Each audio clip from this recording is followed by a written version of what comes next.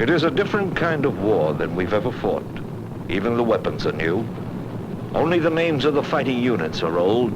The 7th Cavalry, the 8th Cavalry, the 5th, the 12th, and the 9th. Regiments born and forged in the Indian Wars and now riding to battle through the skies.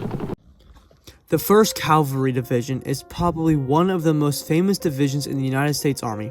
They fought in World War II, Korea, Vietnam, and the wars of the modern era. But in Vietnam, the division became something entirely new. They stopped being horse cavalry and became helicopter cavalry. They would become the world's first air mobile division, changing warfare forever. This is the story of the 1st Cavalry Division, how it was founded, how it trained, and how it fought in Vietnam. The 1st Cavalry Division was officially formed in 1921 as part of the United States Army's new permanent cavalry divisions.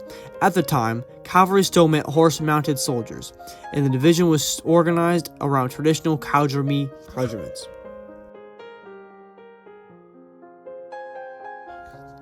The division headquarters was established at Fort Bliss, Texas, while other units were stationed in Arizona and across the American Southwest.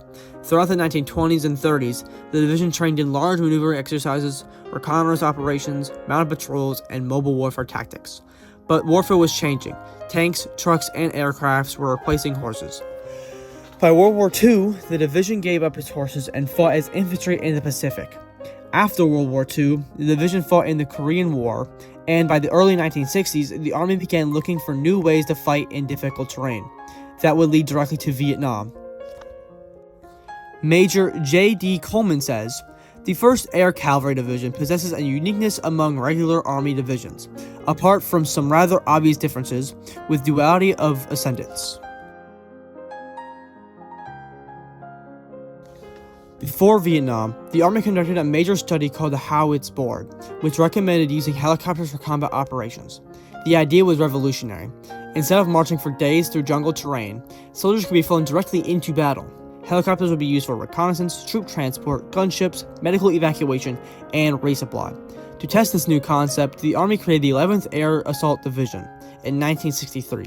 They conducted massive training exercises called Air Assault 1 and Air Assault 2.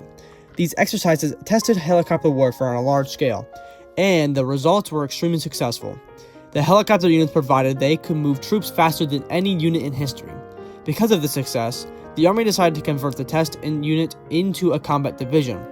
On July 28, 1965, President Lyndon B. Johnson ordered the 1st Cavalry Division to Vietnam, and the 11th Air Assault Division was recognized and redesignated as the 1st Cavalry Division. Major J.D. Coleman says, in a nationwide address, told the world, "I am today ordering the Air Mobile Division into Vietnam." Work began in earnest. The vast training requirements for the entire division was accomplished by means of centralized direction and decentralized execution. This meant the 1st Cavalry Division would become the first division built around helicopters instead of tanks and trucks. Their training focused on helicopter assault landings, jungle warfare, rapid deployment, air artillery, helicopter medical evacuation, and search and destroy operations. This new type of warfare was called air mobility. The men were tasked with qualifying on M16E1 rifles and standard infantry training, as well as some specialized training.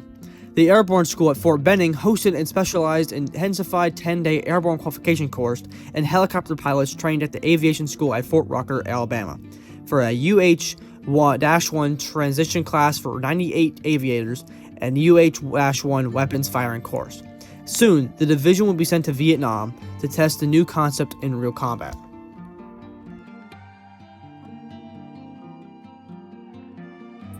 They were equipped with M16 rifles, UH-1 Huey helicopters, UH-1 gunships, Chinook cargo helicopters, and CH-54 Skycrane heavy lift helicopters. This gave them the ability to move entire battalions by helicopter into landing zones deep in enemy territory. On October 10, 1965, the 3rd Brigade kicked off the first self-contained combat operation dubbed Shiny Bayonet. For the first 5 days, 1st Team got its first taste of combat assault, pushing into Sao Cai Valley east of the An Kee Central Highlands of Vietnam. I probably butchered that, by the way. Major J.D. Coleman says, The number of firsts racked up at Cav in those early days was staggering, but there was no first more significant than the 1st Division in Vietnam conflict to earn the Presidential Unit Citation. Major J.D. Coleman also states, the Pleiku campaign was the first real combat test for 1st Team. The Pleiku campaign was the first key encounter earning its name because of the 35 days of the 1st Cav activities that covered the Pleiku County. The campaign was a victory for the concept of air mobile units, but it also helped the men experience a high degree of courage. The 1st Cavalry Division faced another major test on November 14th to 18th of 1965 at the Battle of Le Drang. The division was sent to help relieve the siege of Plei Mi and then pursued North Vietnamese forces into the Le Drang Valley and were sent to land in Le Drang. Major J.D. Coleman states, on the morning of November 14th, the 1st Battalion, 7th Air assaulted into the landing zone codenamed X-Ray. There it met the 66th NVA Regiment head-on. The next 3 days, the landing zone became the scene for some of the bloodiest fighting ever experienced by cavalrymen. The 66th and the 33rd NVA Regiments tried again and again to overrun the tiny perimeter. The combination of gantletry and massive firepower from the 1st Team inflicted grotesque casualties on the enemy, but there were more on its way. On the 17th, the choice was made to move out of Chu Pong area and have a B-52 airstrike the area. This battle became one of the most famous battles in Vietnam, and provided the helicopter warfare worked. The division inserted troops by helicopter into landing zones surrounded by the enemy forces, then reinforced and resupplied them entirely by air. This battle helped the division earn the Presidential Unit Citation, the first unit in Vietnam to receive it. In 1966, the division conducted major search and destroy operations in the Binh Dinh province. Major operations included Operation Masher/White Wing, also called the Bong Song Campaign, Operation Crazy Horse, and Operation Thayer. These operations were designed to destroy Viet Cong and North Vietnamese bases in the area. Operation Masher. This was the longest and largest operation to date. On January 25th, 1966, it lasted 41 days in a row, as the division moved into northeast and eastern portions of the Binh Dinh province. After finding reliable intelligence that built up over several months, said that the area contained more of the NVA. The Yellow Star, or the 3rd Division in particular, as the situation progressed, it was discovered that were divisions subordinate to the 3rd in the area as well. The 18th, the 22nd, and the 2nd VC. These units remained adversaries for most of 1966. This operation was conducted in 5 stages, in which each one of the division's brigades participated in one or more, and of the 1st Team worked with other Free World forces for the first time. This support came from the 3rd Marine Amphibious Force, the 22nd ARVN Division, reinforced by Airborne Brigade, and the ROK Capital Division. Phase 1 began as a 3rd Brigade operation and lasted 3 days, geared towards deceiving the enemy as to hide the intentions of the cavalry in the area, and increasing the security on the Highway 1, connecting Quy Nhon and Bong Song. Second phase began with the 3rd Brigade conducting air assaults into lowland areas of Bong Song. The ARVN units were to the east, while the 3rd Brigade attacked to the north and to the west side of the Highway 1. The NVA had paid a heavy price for being exposed. They lost 556 men, and 215 were captured. Phase 3 had the second step in and move into Lao Valley, along a VC stronghold. The 9th Marines and assistance from the Navy and support from 155mm howitzers. Though bad weather hit, they gave the NVA an opportunity to escape. As a result, the attack was met with little resistance. Phase 4 was to exploit intelligence reports on an enemy buildup in Kim Song Valley, dubbed the Eagle's Claw or the Crow's Foot because of the configuration of the valleys. This phase led to the discovery of a new way of combating the enemy through ambushes of key areas, like exfiltration routes and routes out of the valley. This also led to the capture of the battalion commander of the 22nd MVA Regiment. then let out a major battle with a highly defended NVA position south of Bing Song, dubbed the Iron Triangle. The 2nd Brigade was tasked with reducing the stronghold for 3 days. They fought, but the NVA fled in a hurry, leaving 313 dead behind. Meanwhile, the 1st Brigade replaced the 3rd Brigade in Kim Song Valley and continued to maintain pressure there. Phase 5, March 1st to 6th, was aimed at destroying the enemy forces in the K-Geep Mountains to the east and south of Bong Song. The phase ended with 50 NVA killed and 30 captured. I do have to say, oh my gosh, I'm so bad at pronouncing these things. Holy crap. Operation Crazy Horse started May 16, 1966, which took place in the mountains between Vientiane and Sao Kai valleys. It ended on June 5th with a total of 507 dead from the Yellow Star Division. During the 90-day period, beginning in mid-June, the original 1st team went back to the States. This rotation was an extreme issue due to the large amount of people moving around.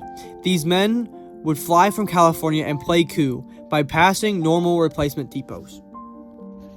I would love to go into more detail, but this video is getting too long, so I gotta make it to the end of 1966 and all of 1967 quick. I'll probably go into 1967, more operations later in detail. Operation Thayer 1 started on December 13th, 1966.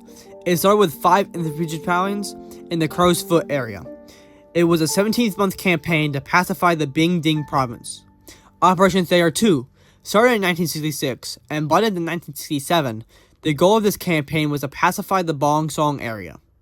In 1967, the division conducted Operation Pershing, a massive search and destroy campaign that killed thousands of soldiers and captured many more, where they also got important rice and production areas from the NVA and the VC. The 1st Cavalry Division spent most of the war conducting these helicopter assault operations across Vietnam.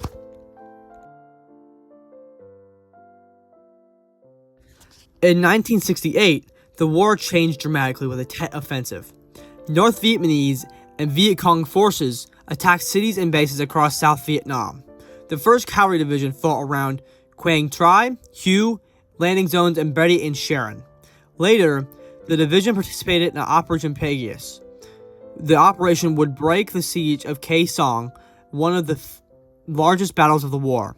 Using helicopters, the division moved troops into the mountains and jungles around Khe Sanh to attack the enemy forces and reopen the base. Again, the air cavalry proved the effectiveness of helicopter warfare. Throughout the Vietnam War, the 1st Cavalry Division conducted helicopter assaults, search and destroy missions, air mobile artillery operations, medical evacuation missions, and jungle warfare operations. They changed warfare forever. Before Vietnam, armies moved on foot, trucks, and ships. After Vietnam, helicopters became a permanent part of modern warfare. The 1st Cavalry Division went from horse cavalry in 1921 to helicopter cavalry in Vietnam, one of the most dramatic transformations in military history. They proved that the battlefield of the future would be fought not just on land, but from air. And because of Vietnam, the 1st Cavalry Division will always be remembered as the 1st Air Cavalry. Now for the namesake of this channel, medical items. Combat medics in Vietnam were some of the most important men in the field. They moved from infantry units through jungles, rice paddies, and mountains, and their job was simple but incredibly dangerous: to keep wounded soldiers alive long enough to get them to a helicopter. Unlike doctors or nurses in hospitals, most Vietnam medics had very limited training and very limited equipment.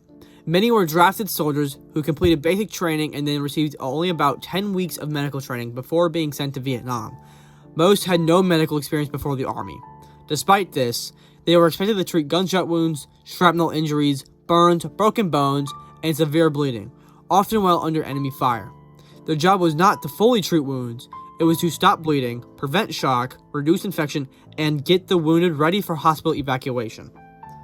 This is why helicopters, especially medevac dust-off helicopters, were so important in Vietnam. Medics kept men alive long enough for the helicopter to take them to aid stations or hospitals. Not all medical work was battlefield trauma.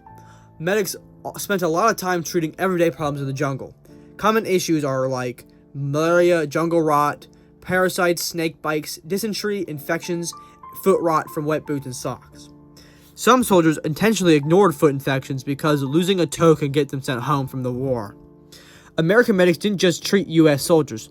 They often treated South Vietnamese citizens, refugees, POWs, and villagers with diseases or injuries. In some areas, American medics were the only medical care available to civilians. They treated tuberculosis, typhoid, parasites, wounds, and even delivered babies, or performed dental work in villages and refugee camps.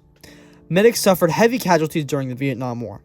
Over 1,100 Army medics were killed, 680 Navy corpsmen, thousands of more were wounded, and many received the Medal of Honor for rescuing wounded soldiers under the fire. But the psychological toll was just as severe. Many medics later suffered PTSD, nightmares, and trauma from what they saw and experienced in Vietnam. Many said they would never really left the war behind. Thank you for watching. If you'd like to see more, click the videos on the left and the right. If you have any video suggestions or questions, comment them below. Have a great day.